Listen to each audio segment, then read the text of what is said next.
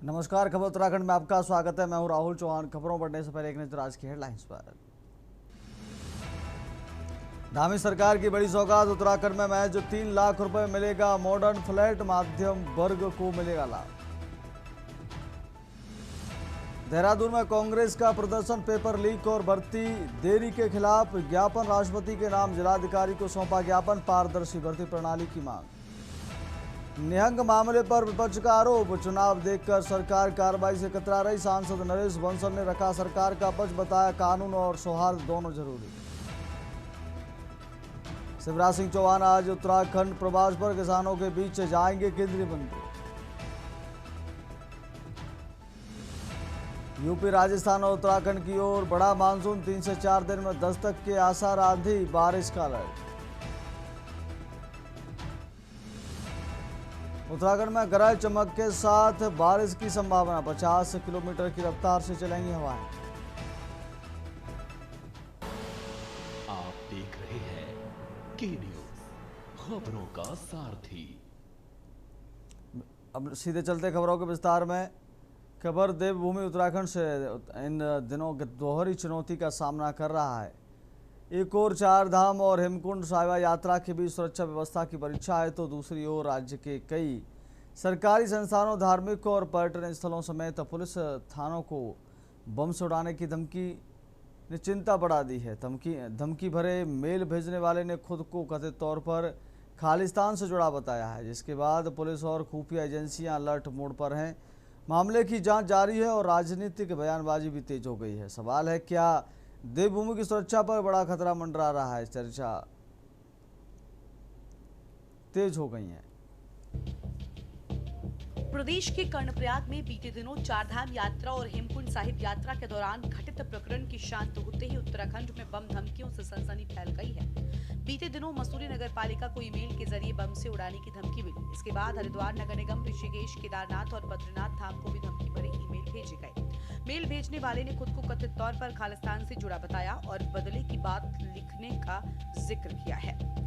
वहीं पुलिस थानों को धमकी सोशल मीडिया पोस्ट के जरिए दी गई है। शुरुआती जांच में पोस्ट करने वाले की पहचान जसप्रीत सिंह, निवासी अंबाला सिटी, हरियाणा के रूप में हुई है। इसके साथ पुलिस को अन्य लोगों की संलिप्तता की आशंका है। लगातार बढ़ रही धमकियों से बड़ा खतरा मंडरा रहा है। पुलिस द्वारा जांच की जा रही है। वहीं सरकार के मन में भी ये विषय गंभीर बना दिखाई दे रहा है। चारधाम समेत धार्मिक स्थलों को बम से उड़ाने की धमकी के बाद सरकार सतर्क है। बीकेटीसी अध्यक्ष हेमंत द्विवेदी ने डीजीपी दीपम सेठ से बात कर केदारनाथ व बद्रीनाथ की सुरक्षा की जानकारी ली है। वहीं सीएम धामीर का मानना है कि यात्रा के दौरान सुरक्षा के लिए सख्ती भी करनी पड़ी तो की जाएगी। कानून व्यवस्था पर विपक्ष पहले से हमलावर है और अब एक बार फिर सवाल दागता दिख रहा है। देखिए 22 जून को करीब 9:23 पर नगर पालिका मसूरी में एक मेल प्राप्त हुई थी और उस मेल में कुछ धमकी भरे शब्द थे और जो कुछ खालिस्तान के स्लोगन्स भी लिखे हुए थे और ख़ासकर उसमें माननीय मुख्यमंत्री जी का नाम लेकर और अन्य जगहों का कुछ ब्लास्ट की बात लिखी गई थी। चूँकि इस तरह की मेल जब प्राप्त होती थी तत्काल इसका संज्ञान लेते हुए जब ये थाना मसूरी पर इसमें अभियोग पंजीकृत किया गया है और हमारी जो साइबर कमांडो की टीम है, जो टेक्निकल बेसिस पर ऐसी मेल का एनालिसिस किया गया, तो प्रथम दृष्टया अभी नॉर्थ अफ्रीकन कंट्री है मोरक्को, ये ऐसी जानकारी टेक्निकली मिली कि वहाँ से ओरिजिन हुई थी और इसमें जो व्यक्ति का अभी जो हमारी टेक्निकल टीम में ट्रेस है वो कहीं ना कहीं यूएस बेस्ड ऐसा प्रथम दृष्टया ऐसा पता चलता है। चूँकि ऐसी मेल थ्रेट में बीच बीच में आती रहती है, लेकिन जिस तरह से माननीय मुख्यमंत्री जी का नाम लेकर और अन्य संवेदनशील चीज़ों को लिखा गया है उसको इस प्राथमिकता पर लेते हुए उसकी टेक्निकल एनालिसिस किया गया है। एक प्रकरण हुआ था और उसके बाद जिस प्रकार की वार्ता हुई है और कानून ने अपना काम किया है, सभी को बता भी दिया है, सबसे बात हो गई है। कानून अपने हाथ में कोई भी लेगा तो कानून से बढ़कर कोई नहीं है। बस ये है कि हमारी चारधाम यात्रा चल रही है, इस समय में हेमकुंड साहिब यात्रा चल रही है, पूरे पर्यटक देश भर के आज आए हुए हैं। किसी प्रकार से यात्रा पर कोई प्रभाव न पड़े, उसके लिए अगर कहीं पर हमको सख्ती करनी होगी तो निकट भविष्य में हम सख्ती भी करेंगे। यहाँ के लिए एक एसओपी भी बनाएंगे। अभी संज्ञान में आया है कि कुछ असामाजिक तत्वों द्वारा जो है कि ईमेल के माध्यम से धमकी दी गई है कि जो चारधाम यात्रा है, यहाँ पर जो हमारे धाम है उनके साथ कहीं ना कहीं जो है कुछ बम से उड़ाने की धमकी और इस तरह की कुछ बातें संज्ञान में आई हैं, जिसको सरकार ने पूरी गंभीरता के साथ लिया है। मेरी स्वयं ही अपने प्रदेश के सूबे के यशस्वी मुख्यमंत्री आदरणीय पुष्कर सिंह धामी जी से इस बात पर बात हुई और उन्होंने भी इसको पूरी गंभीरता से लेते हुए तत्काल डीजीपी और गृह सचिव को निर्देश दिए हैं कि इस पर पूरी जो है कि गहनता से जांच की जाए और इस पर जांच भी बिठा दी गई, उनके खिलाफ मुकदमा भी कायम कर दिया गया। मैंने भी स्वयं जो है कि डीजीपी दीपम सेठ जी से फोन पर वार्ता की कि इस तरह की वो है, तो सभी जो धाम है हमारे उनको एहतियाती तौर पर हाई अलर्ट कर दिया गया। देखिए, ये कानूनी प्रक्रिया का सवाल है। अगर ईमेल धमकी भरा आया है, इसके लिए पुलिस प्रशासन है, वो इसका समाधान करेगा। मगर हम पुनः कहते हैं, चाहे वो नगरासू की घटना हो, चाहे केदार बाबा के दरबार में आपस में लाठीचार्ज करने का मामला हो, ये दोनों इस दृष्टिकोण से देखा जाना चाहिए कि समुदाय कोई भी हो, जो हुड़दंगी है वो हुड़दंग करेगा, कानून अपना काम करेगा। हम जनता से अपील करते हैं कि देवभूमि में जब आपका आगमन हो तो अपने आराध्यों की आस्था पर को ध्यान में रखते हुए अपना चरित्र भी वैसा ही बनाएं। आप देवभूमि में आ रहे हो और गाली गलौज झगड़ा कर रहे हो, ये सनातन संस्कृति का रूप नहीं है। शुरू होने से पहले कांग्रेस पार्टी लगातार सरकार को चेताने और जगाने का काम कर रही थी, लेकिन विपक्ष के आरोपों को सरकार ने गंभीरता से नहीं लिया और चारधाम यात्रा में सुरक्षा व्यवस्था के कोई खास इंतजाम नहीं हुए, जिसका खामियाजा अब श्रद्धालुओं को भी भुगतना पड़ रहा है, प्रदेश की जनता को भी भुगतना पड़ रहा है। खुलेआम चारधाम यात्रा के दौरान हथियार लहराए जा रहे हैं, लोगों को घायल किया जा रहा है। जो है ये हथियारों का प्रदर्शन बिल्कुल भी उचित नहीं है और सरकार जो है समस्या पर नियंत्रण करने की बजाय जो है समस्या को बढ़ाने का काम कर रही है। चार धाम और हेमकुंड साहिब यात्रा के पीक सीजन में बम धमाके के मेल ने उत्तराखंड सरकार और सुरक्षा एजेंसियों की चुनौती बढ़ा दी है। देवभूमि की पहचान शांति और आस्था से है, लेकिन लगातार सामने आ रहे विवाद और धमकियां इस छवि को प्रभावित कर रही हैं। सोशल मीडिया के जरिए थानों को मिली धमकी ने खतरे को और गंभीर बना दिया है। पुलिस, खुफिया एजेंसियां, ITBP और SDRF अलर्ट पर है। वहीं ऑपरेशन प्रहार के बीच ऐसी घटनाएं विपक्ष को एक बार फिर से कानून व्यवस्था पर सवाल करने पर मजबूर कर रही हैं। इससे पहले भी विपक्ष सरकार को घेर रहा था, अब इस मुद्दे ने सियासी बयानबाजी को और धार दे दी है। हालांकि सरकार का कहना है कि यात्रा में किसी तरह की बाधा नहीं आने दी जाएगी और जरूरत पड़ी तो सख्त कदम भी उठाए जाएंगे, जिसके चलते लाखों श्रद्धालुओं की सुरक्षा और देवभूमि का देवत्व दांव पर है। ऐसे में प्रशासन की तत्परता और सरकारी समन्वय ही तय करेगा कि यात्रा सुरक्षित और शांतिपूर्ण ढंग से पूरी हो सके। Uttarakhand desk report. अगली खबर का रुख करते हैं खबर देहरादून से, जहां आर्थिक रूप से कमजोर गरीब परिवारों को सम्मानजनक जीवन मुहैया कराने के लिए उत्तराखंड सरकार और केंद्र सरकार की आवासीय परियोजना अंतिम चरण में है। प्रधानमंत्री आवास योजना शहरी के तहत उधम सिंह नगर के रुद्रपुर में के ग्राम बागवाला में 1872 EWS भवनों का निर्माण कार्य लगभग पूरा हो चुका है। वहीं भाजपा प्रदेश प्रवक्ता कमलेश रमन ने इसे ऐतिहासिक कदम बताया है। उन्होंने कहा कि CM पुष्कर सिंह धामी ने निम्न मध्यम आय वर्ग को 3 लाख में आवास देने की योजना चलाई है। लाभार्थियों को बाकी धनराशि आसान किस्तों में अदा करनी होगी। इससे संबंधित परिवारों को हर माह किराया अदा करने की जद्दोजहद से निजात मिल जाएगी।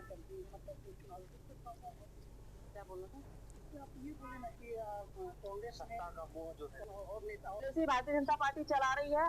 हमने यहाँ पर PM आवास देकर के अपनी प्रबुद्ध जो हमारे निम्न मध्यम वर्गीय जो लोग हैं उनको आवास देने का काम किया है। हम तमाम जो चीजें हम अपनी मातृशक्ति के नाम से कर रहे हैं, तो जाहिर सी बात है हम गरीबों को और ऊंचा और ऊपर लाने का जो काम कर रहे हैं यहाँ पर, वो सरकार का सराहनीय कदम है। और उसके ऊपर एक बार फिर पुष्कर सिंह धामी जी ने एक नया कदम उठाया है। ऐतिहासिक निर्णय लेने के लिए जाने जाते हैं पुष्कर सिंह धामी जी, और जो यहाँ पर एक निम्न और मध्यम वर्ग के लिए जो आवास की योजना है उन्होंने चलाई है कि 3 लाख में हम यहाँ पर लगभग आवास देने का काम करेंगे। बाकी की जो किस्तें होगी वो थोड़ी थोड़ी जिस तरीके से भी चाहे ली जाए। तो ये कहीं ना कहीं ऐसी योजना है जो लोग हमारे जो किराए पर रहते हैं, बरसों से लोग रहते हैं, या जो अतिक्रमण की जद में इस तरह के लोग आए हुए हैं, तो कम से कम उनको आवास मिलेगा, वो अपना आवास कह पाएंगे। और एक मातृशक्ति को आगे बढ़ाने के लिए, स्वावलंबी बनाने के लिए हर बार केंद्र की सरकार हो या राज्य की सरकार हो, इस तरह की योजनाएं चलाती है कि हमारी जो मातृशक्ति है वो आत्मनिर्भर बन सके। अगली खबर का रुख करते हैं खबर देहरादून से, जहां जिलाधिकारी डॉक्टर आशीष चौहान ने ऋषिपर्णा सभागार में रिस्पना नदी के पुनर्जीवन, संरक्षण और सौंदर्यीकरण को लेकर समीक्षा बैठक की। उन्होंने कहा कि यह केवल सरकारी अभियान नहीं, जन सहभागिता का पर्यावरणीय मिशन है। DM ने नगर निगम को 15 किलोमीटर क्षेत्र में नालों व गार्बेज पॉइंट्स के चिन्हीकरण, ड्रोन सर्वे और सफाई का प्रस्ताव 7 दिन में देने के निर्देश दिए हैं। सिंचाई विभाग को घाट निर्माण व सौंदर्यीकरण की योजना लोनबी को एलिवेटेड रोड के तकनीकी प्लान तैयार करने की जिम्मेदारी सौंपी गई है। सीडीओ को टास्क फोर्स गठित करने और नगर पालिका मसूरी को सफाई व्यवस्था सुनिश्चित करने के कहा है। वहीं वन विभाग को वृक्षारोपण योजना बनाने को कहा गया है।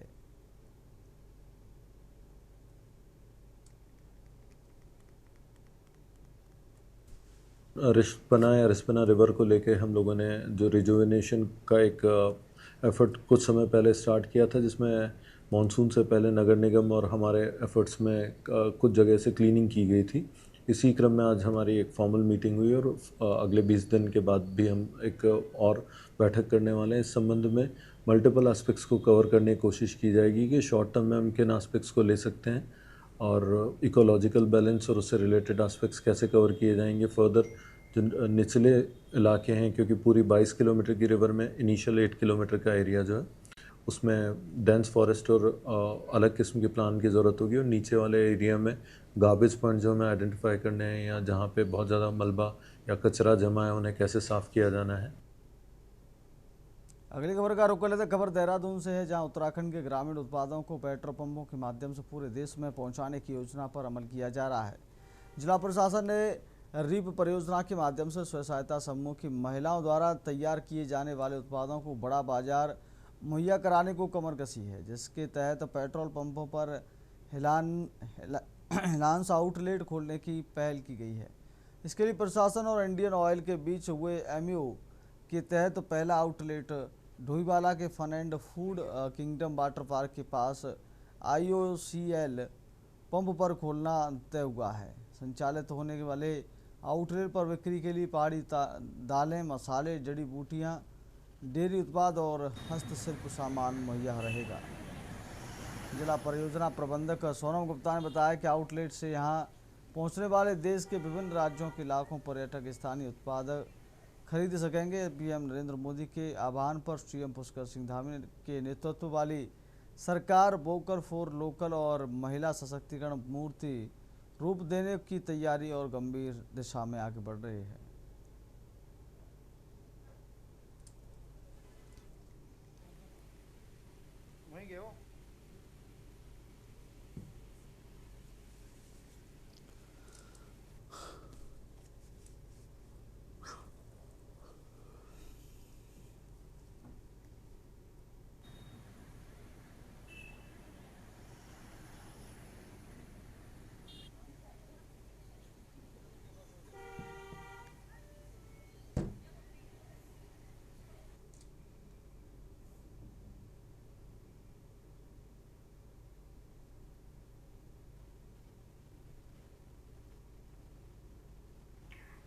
रीप परियोजना के अंतर्गत एक स्टेट लेवल पे MOU हुआ है IOCL के साथ। उसमें हमारी डिफरेंट जो पेट्रोल पंप्स हैं IOCL के, उसमें एक आउटलेट खोलने की, जैसे हमारा कीवी विंडोज़ करके प्राइवेट सेक्टर में है, इसी तरह से एक महिलाओं का भी आउटलेट खोले जाने की एक योजना बनाई गई है। और अभी इसकी शुरुआत जनपद देहरादून में हमने एक जो हमारा डोईवाला विकासखंड है उसमें हमारा fun and food kingdom water park पड़ता है, वहाँ पे उसके निकट ही एक IOCL का पेट्रोल पंप है, वहाँ पे इसको स्थापित करने का हमारा है।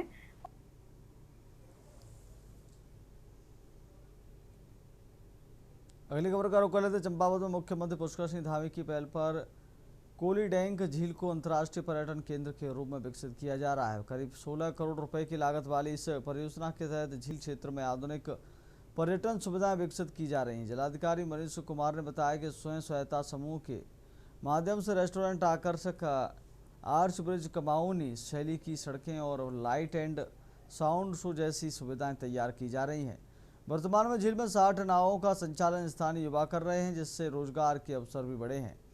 गोल्डन महासीर सहित दुर्लभ मछलियों के संरक्षण के लिए प्रसिद्ध इस झील क्षेत्र में भविष्य में आयुष वेलनेस सेंटर भी स्थापित किया जाएगा। साथ ही इसे विवेकानंद सर्किट से जोड़कर पर्यटन के नए केंद्र के रूप में विकसित करने की दिशा में काम किया जा रहा है।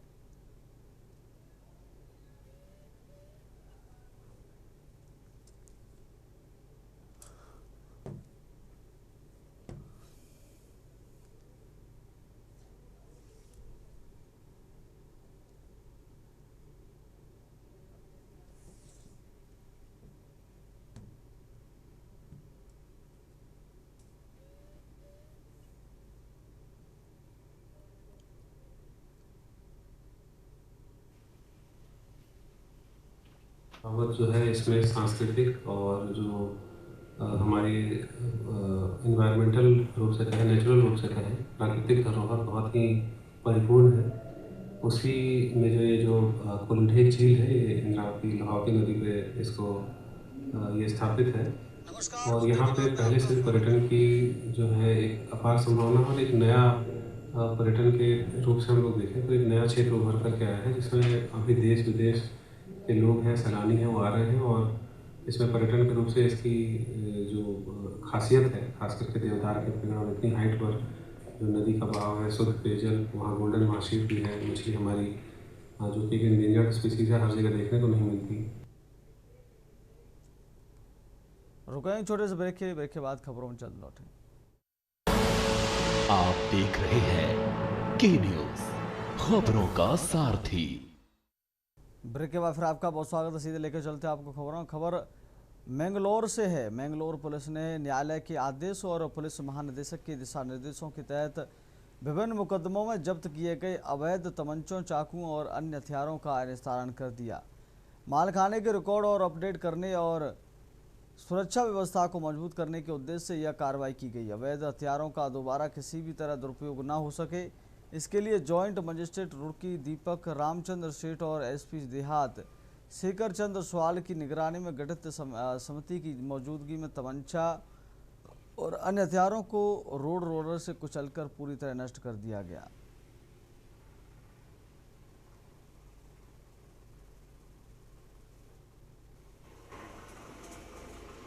इसका एक रूटीन वर्क है। ऐसे मामले जिसमें कोर्ट से फाइनल निर्णय आ चुका होता है, अपील में नहीं होता है, ऐसे मालों को हम डिस्ट्रॉय करते हैं। तो इसमें हमारे जॉइंट साहब और मेरे नेतृत्व में एक टीम बनी थी। उस टीम में हमारे 63 माल ऐसे थे जो अवैध वेपन के थे, जिसको हम आर्म्स एक्ट कहते हैं। तो उन मालों का डिस्पोजल किया गया। करीब 5 वर्ष से पुराने माल नहीं ये सारे, और अभी कोई भी माल अपील में। बहुत पुराने केस कहाँ क्लोज हुआ है, उनको एक magistrate plus police SP, CO और सभी थानेदार सभी थे, उनके वीडियोग्राफी करते हुए उसको नष्ट किया गया और आगे का कार्रवाई किया जाएगा। अगली खबर का रुख कर लेते हैं। खबर लक्सर से है, जहां खानपुर के जंगल इलाके से एक दिल दहला देने वाली खबर सामने आई है। पिछले 15 दिनों से लापता 35 वर्षीय युवक प्रमोद सैनी का शव जंगल में संदिग्ध हालतों में पाया गया है। शव देखकर पूरे इलाके में सनसनी मच गई, क्योंकि प्रमोद का शव कई टुकड़ों में पाया गया। बताया गया है कि सिरपुर बेला निवासी प्रमोद सैनी अचानक लापता हो गया था। परिजनों सहित पुलिस लगातार उसकी तलाश कर रही थी। पुलिस ने मौके पर पहुंचकर जांच पड़ताल करते हुए शव को कब्जे में ले लिया है, जिससे पोस्टमार्टम के लिए भेज दिया गया है।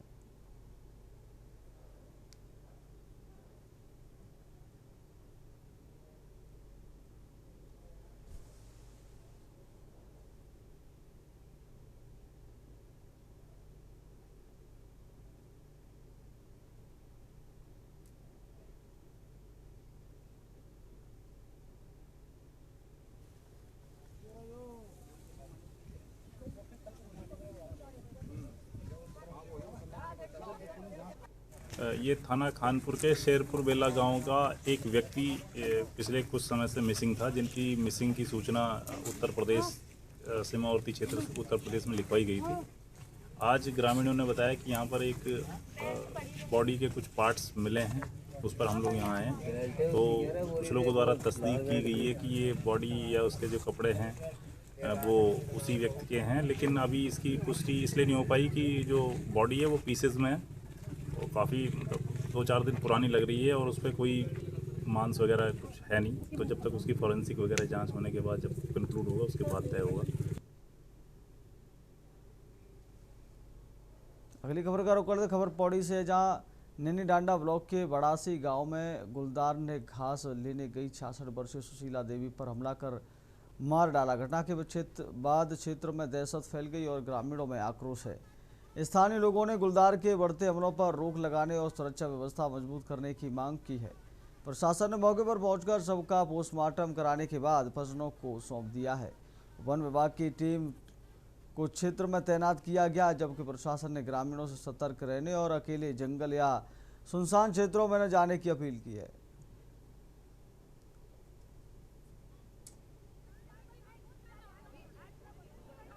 बड़ासी गांव में एक महिला सुशीला देवी जिनकी उम्र 66 वर्ष है, उनको गुलदार द्वारा उन पर हमला किया गया और उनकी डेथ हो गई है। मौके पे बॉडी का पंचनामा भर दिया गया है और मौके पर ही जिलाधिकारी महोदय द्वारा निर्देश दिए गए थे, तो उस मौके पर ही उसका पोस्टमार्टम करके बॉडी परिवारजनों को सौंप दी गई है। साथ ही मौके पर फॉरेस्ट डिपार्टमेंट के लोग भी हैं और जिलाधिकारी महोदय द्वारा ये भी कहा गया है कि वहाँ तत्काल पिंजरा स्थापित कर दिया जाए। तो आज शाम तक वहाँ पिंजरा भी फॉरेस्ट डिपार्टमेंट द्वारा लगा दिया जाएगा। आज नैनाना ब्लॉक के बड़ासी गांव में एक महिला को बाघ ने अपना निवाला बना दिया। गुलदार यहां पर बताया गया जो अन्य लोगों ने देखा था। और बड़े दुख की बात है कि हर महीने लगभग कुछ ना कुछ घटनाएं इस पौड़ी गढ़वाल में देखने को मिल रही है। आज भी यहां पर फिर से एक महिला को बाघ ने निवाला बनाया। हम पहुंचे और सड़क से काफ़ी ऊंचाई पर ये गांव, ना यहाँ एसडीएम पहुंचे, ना डीएफओ पहुंचे, ना डीएम पहुंचे। कोई भी इस दूरी को नहीं नापना चाहता, कोई भी इन गांव वालों की दुख तकलीफ को नहीं देखना चाह रहा। लेकिन दुख की बात है। फिलहाल खबर उत्तराखंड में मेरे साथ इतना ही। देखते रहिए के न्यूज़ इंडिया। नमस्कार।